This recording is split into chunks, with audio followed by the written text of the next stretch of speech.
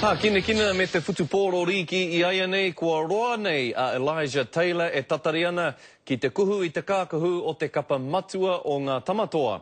Me te aha, nā wai I miharo, kātahi ka miharo ke atu tērā whea ko hou ona I te toanga o te kapa ki ngā Cronulla Sharks I Nanahi.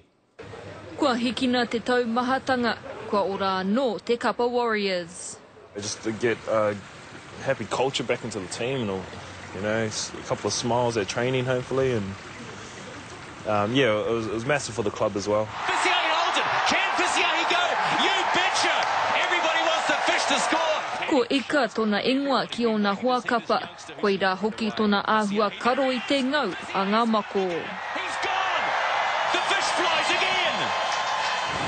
That's just the fish being the fish of how he played and that's how he always plays. Nāna te tūranga o Lance Hohaia I kawe, engari no Elijah Taylor te waimarie. Elijah Taylor will come on for his debut first grade. I te wharanga o Michael Luck, ka whiwhia Taylor tana tākoro tuatahi ki te whakataitai NRL.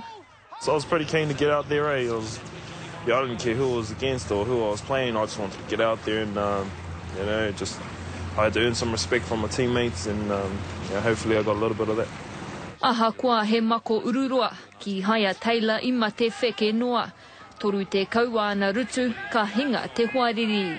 It was tough, especially defending in the middle against those big boys. There's no place to hide out there. You know, if you're caught sleeping, you're going to get found out and yeah. Te āhua nei he wikitoria I whakamātau I te tinana, engari ko te mea nui I eke, I tutuki.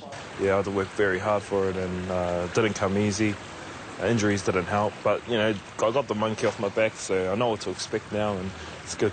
Nō reira ka whiti mai anō te rā, engari ko te pātai mena ka ūtonu mai mo te wiki e tū mai nei.